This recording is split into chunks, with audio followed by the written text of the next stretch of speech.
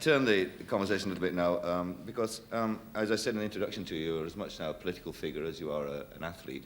I don't call myself a political figure. Well, you're I'm not involved, seeking to be. So. but you're involved in a political struggle, in a power struggle between black and white, and you're a leading member of that. Can I ask you, when you were first aware, when you were a child, of the differences between black and white? I want to get one thing straight. I'm not involved in a power struggle. I'm not between black and white. We're not trying to get power over whites. I'm involved, I would say, in a freedom struggle. You understand? I wouldn't say power struggle. Right. That means I want to get in power to do you like, not you, but the white American like they've done us. We're not trying to get in that type of power to rule nobody. We're just trying to get out from under the ruler, the evil ruler. But when did you? What I asked you was when was your first recollection as a child of being a second-class citizen, being treated like one? No, more 16th class. They used to always say we're second-class citizens. I used to always say to my mother, I said, Mama, how come we're second-class citizens? The African can go where I can't go. The Chinese can go where I can't go in America. The Englishman, you can come to white America and set up businesses and do things I can't do. And the Puerto Rican, the Hawaiian, and just about everybody came before the black people and more respected.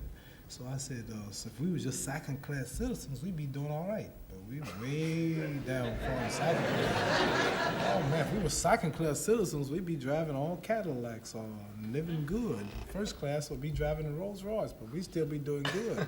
No, we way under that. But things are getting much better, but I always wondered when I went to church on Sundays. I've always been one to, I'm not just a boxer. I do a lot of reading, a lot of studying. I ask questions. I travel these countries. I watch how people live, and I learn. And I always ask my mother, I said, Mother, how come is everything white? I said, why is Jesus white with blonde hair and blue eyes? Why is the Lord's Supper all white men? Angels are white, Pope and Mary and even the angels. I said, Mother, when we die, do we go to heaven? She said, naturally we go to heaven. I said, well, what happened to all the black angels when they took the pictures?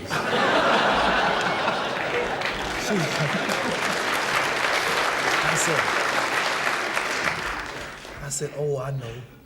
If the white folks was in heaven too, then the black angels were in the kitchen preparing the milk and honey. She said, listen, you quit saying that, boy. I was always curious, and I always wondered why I had to die to go to heaven. Why I couldn't have pretty cars and good money and nice homes now.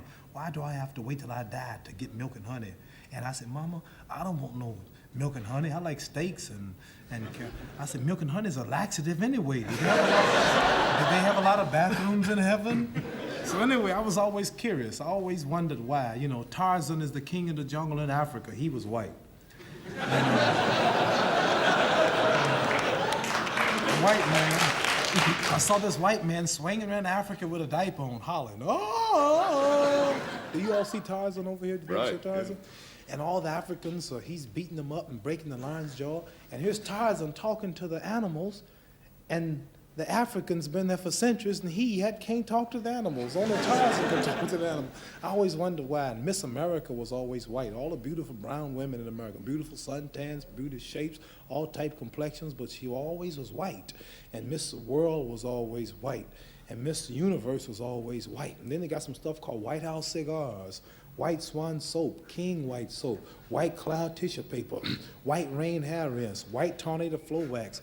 Everything was white. And the angel food cake was the white cake, and the devil food cake was the chocolate cake. I said, Mama, why is everything white?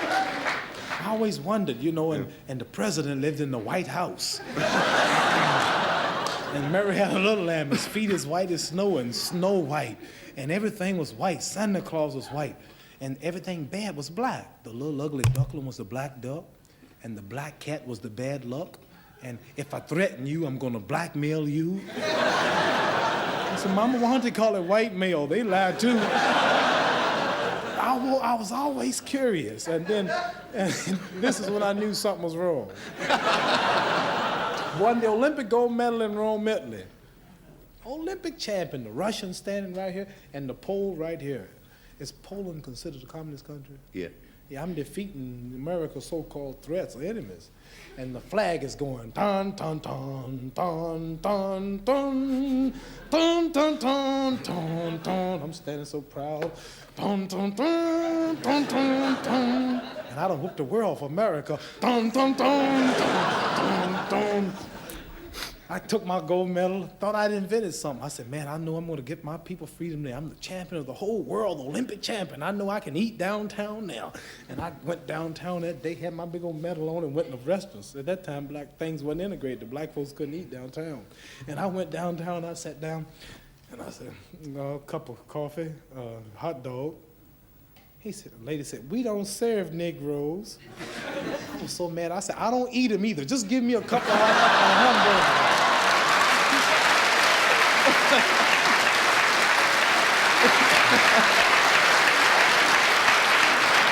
You know, I said, I'm the Olympic gold medal. 3 days ago, I fought for this country in Rome. I won the gold medal, and I'm going to eat. The manager, I heard her tell the manager, and he said, well, I'm not the man. Now he's got to go out. Anyway, I didn't raise no hell. They put me out.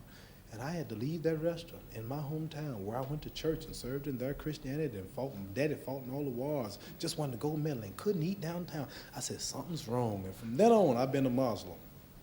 Yes, I was going to ask you, in fact, what attracted you to the Muslim, truth, the teachings of Elijah Muhammad on how black people's been brainwashed, how they've been taught to love white and hate black, how we've been robbed of our names in slavery, we were robbed of our culture, we were robbed of our true history, so it left us a walking dead man.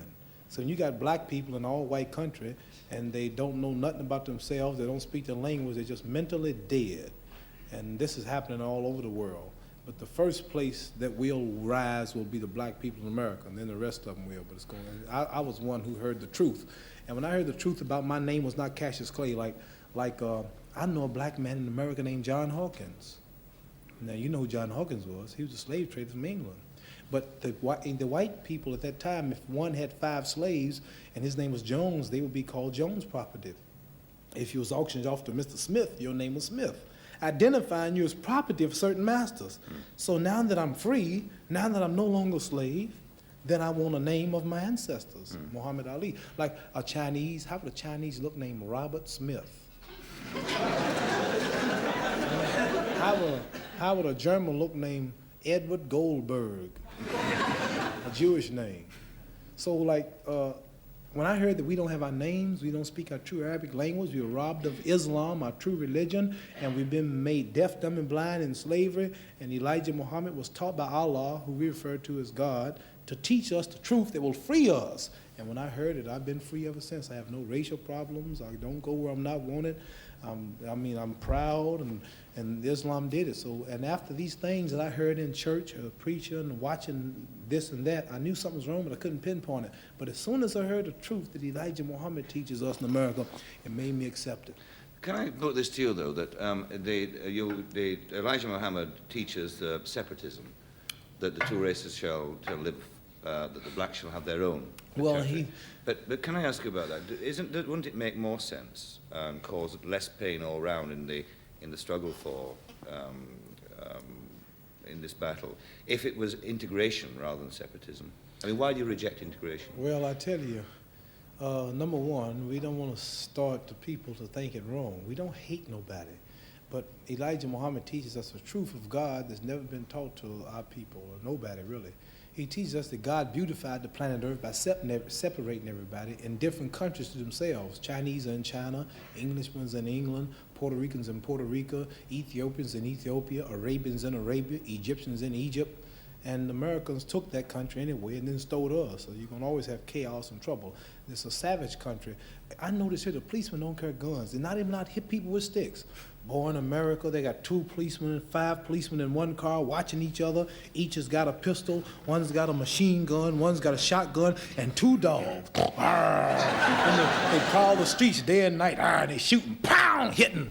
Just crazy. See, and I understand that the worst people in England at that time were ran to America for some reason, and to that part of the world, and then the slavery came and caused all the corruption.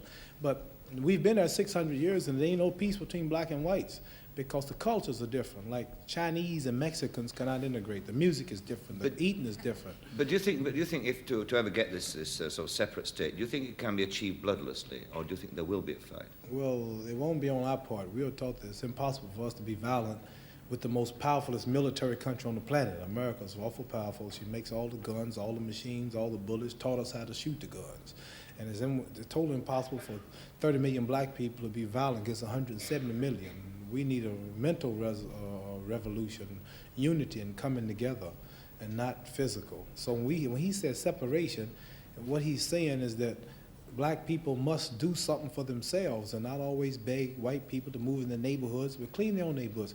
And another thing, when you say integration, it comes under intermarriage too, right? All Right, being together. right, sure. And I'm sure no intelligent white person watching this show, or no intelligent white man in his or her right white mind want black boys and black girls marrying their white sons and daughters, and in return introducing their grandchildren as half-brown, kinky-haired black people. I wouldn't object to that. Well, you wouldn't, but a lot of them would. Well, I'm sure a lot of people. And No, this is the point. what I'm trying to say is this. And you don't have it. You say you don't, but you don't have it. You really ain't gonna have it. You're on the show, and you got to say that. But That's not true. why would you want to do that? Because Don't you I love don't yourself? think I'm any different from you. You see. Yeah, we much different. I mean, Let's I think face it, society's man. You know- made us You know different. we're different. We all together. But society's made us different. different. No, not society. God made us different. No, we're just human beings. He made all of us. We all listen. Bluebirds fly with bluebirds. Red birds want to be with red birds. Listen. Tell me when I'm wrong. Pigeons want to be with pigeons. But we Tell have me when I'm wrong. intelligence. Well, We have an we intellect must. that Well, they we should don't have. Right, they don't have intelligence, but yet No. they stay together. We should have more intelligence than them, right? Buzzards are with buzzards. Yeah. Buzzards are with buzzards.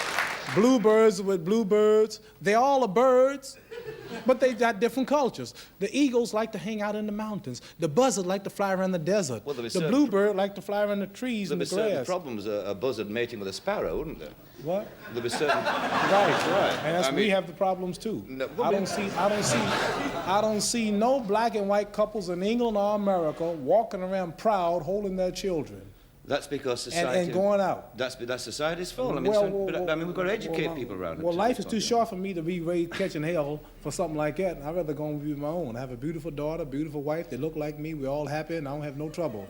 I ain't got no trouble. I ain't that much in love with no woman to go through all that hell. Ain't no one woman that good.